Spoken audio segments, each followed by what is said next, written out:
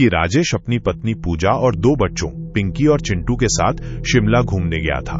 रात हो चुकी थी और वे शॉर्टकट के चक्कर में एक पुराने कम चलने वाले रास्ते पर निकल गए। बर्फबारी तेज होने लगी और अचानक गाड़ी फिसलकर सड़क के किनारे बर्फ में धंस गई। राजेश ने बहुत कोशिश की पर गाड़ी नहीं निकली। अब वे फंस चुके थे। सन्नाटा था और सिर्फ बर्फ की गिरने की आवाज आ रही थी। पूजा और बच्चे डरने लगे। अचानक राजेश को लगा कि कोई पेड़ के पीछे से झांक रहा है। उसने ध्यान से देखा तो वहां कुछ नहीं था, पर दिल उसका जोर से धड़कने लगा। थोड़ी देर बाद बच्चों ने चिल्लाकर कहा, पापा पापा, वो देखो पेड़ों के बीच में कुछ चमक रहा है। राजेश ने टकटकी लगाकर देखा तो सच में 2 चमकती आंखें उन्हें घूर रही थीं, जैसे कोई शिकारी जानवर घात लगाए बैठा हो। राजेश अंदर डर गया, पर उसने बाहर खुद को शांत रखा ताकि परिवार डरने डरे। उसने दरवाजा बंद किया और सबको चुप रहने को कहा। कुछ देर बाद आवाज बंद हो गई। लगा कि सब ठीक हो गया, पर तभी कार के कांच पर थपथपाहट की आवाज आई। सब चौंक पड़े। राजेश ने देखा पर बाहर कोई नहीं था। फिर दूसरी तरफ से आवाज आई, थप थप, जैसे कोई खेल खेल रहा हो। पूजा ने घबरा कर कहा, यह क्या है, कोई हमें देख रहा है। तभी चिंटू ने अपनी मम्मी को जोर से पकड़ लिया और कहा, मम्मी मम्मी, मैंने खिड़की के पास किसी का चेहरा देखा। राजेश ने जल्दी से लाइट ऑन की, लेकिन वहां कुछ नहीं था।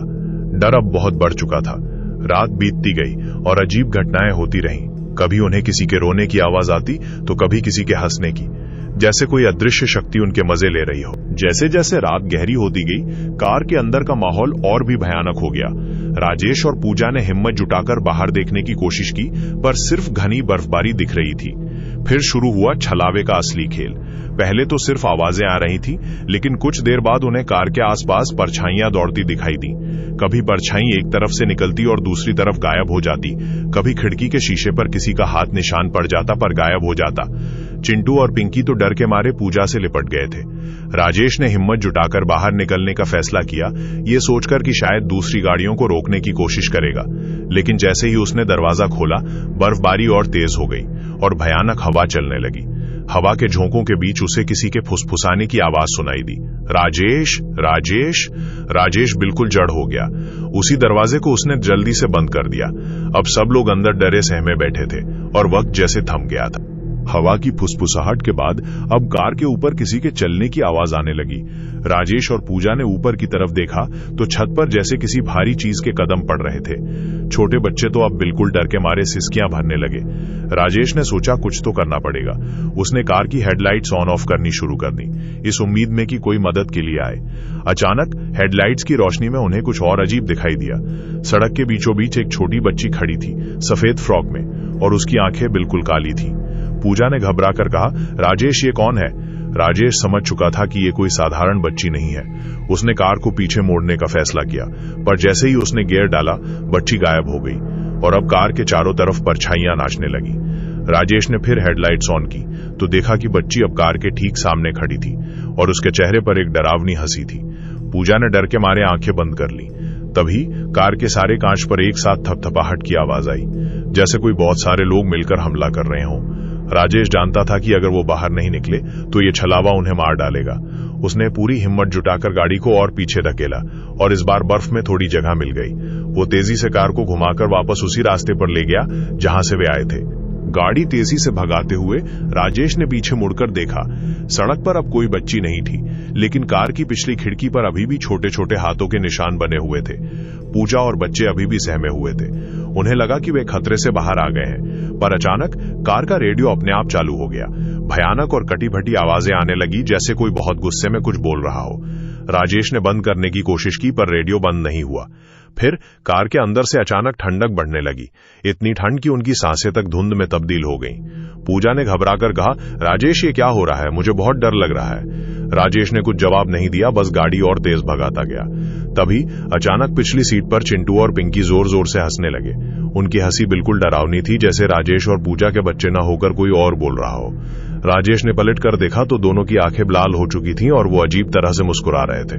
राजेश ने पूजा को उन्हें संभालने को कहा और खुद कांपते हाथों से गाड़ी चलाता गया। तभी कार के इंजन में से धुआं निकलने लगा और गाड़ी अचानक बंद पड़ गई। अब वे फिर बीच जंगल में फंस चुके थे। और इस बार छलावा उनके कार के अंदर मौजूद था। खामोश जंगल के बीच बंद कार के अंदर अब राजेश और पूजा के सामने बच्चे किसी और ताकत के कब्जे में थे। उनकी हंसी अब और डरावनी लगने लगी और राजेश और पूजा का डर भी। अचानक कार की छत पर फिर किसी के जोर जोर से चलने की आवाज आई, जैसे कोई भयानक जीव नाच रहा हो। फिर दरवाजों पर खरोंचने की आवाजें आने लगी, जैसे कोई बाहर से अंदर घुसने की कोशिश कर रहा हो। राजेश ने पूजा को कसकर पकड़ लिया और दोनों ने मिलकर प्रार्थना करनी शुरू कर दी। उनकी दुआएं जैसे थमी ही थीं कि कार की हेडलाइट्स फिर अपने आप चालू और बंद होने लगीं और इस बार रोशनी में उन्हें सड़क के किनारे कई डरावनी परछाइयां दिखाई दी जो तेजी से कार की तरफ आ रही थीं। राजेश समझ चुका था कि अब जान बचाना मुश्किल है। उसने पूजा को बच्चों को कसकर पकड़े रहने को कहा और तभी कार के शीशे पर जबरदस्त धमाका हुआ। ऐसा लगा जैसे बहुत सारे लोग मिलकर हमला कर रहे हो।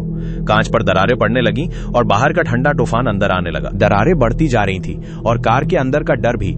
राजेश ने अपनी आंखें बंद की और भगवान को याद करने लगा। तभी उसे महसूस हुआ कि बच्चे खामोश हो गए हैं। उसने जैसे ही आंखें खोली, देखा कि दोनों बच्चे बेहोश पड़े थे और उनकी सांसें बहुत धीमी चल रही थीं। पूजा भी बेदम होकर गिर पड़ी थी। राजेश अब अकेला बच गया था। दरवाजों पर खरोंचने की आवाजें और तेज हो गईं और अब दरवाजा टूटने की कगार पर था। तभी राजेश को एक तरकीब सूझी। उसने कार के डैशबोर्ड में से एक पुरानी धार्मिक किताब निकाली और उसे कांच के पास रख दिया। किताब के रखते ही दरवाजे पर खरोंचने की आवाज थम गई। बाहर मच रहा हड़कंप धीरे धीरे कम होने लगा। किताब रखते ही जैसे सब कुछ थम गया। राजेश ने हिम्मत जुटाई और कार को स्टार्ट करने की कोशिश की। इस बार गाड़ी चालू हो गई। उसने बिना पीछे मुड़कर देखे तेजी से कार मोड़ी और वापस हाईवे पर ले गया। बच्चे और पूजा को होश आने लगा, पर कोई भी कुछ बोल नहीं रहा था। जब वे सुरक्षित जगह पर पहुंचे, तब जाकर राजेश ने चैन की सांस ली। उसने पूजा को किताब दिखाई और दोनों ने भगवान को शुक्रिया कहा। कहते हैं शिमला के जंगलों में आज भी वो छलावा भटकता है और अनजान राहगीरों के साथ ऐसे ही खेल खेलता है। लेकिन राजेश और उसके परिवार ने उस रात जो अनुभव किया, वो उनके जहन में हमेशा जिंदा रहेगा। मैं हूं झोली वाला बाबा। अगर स्टोरी अच्छी लगी है तो चैनल को सब्सक्राइब और वीडियो को लाइक शेयर जरूर करें।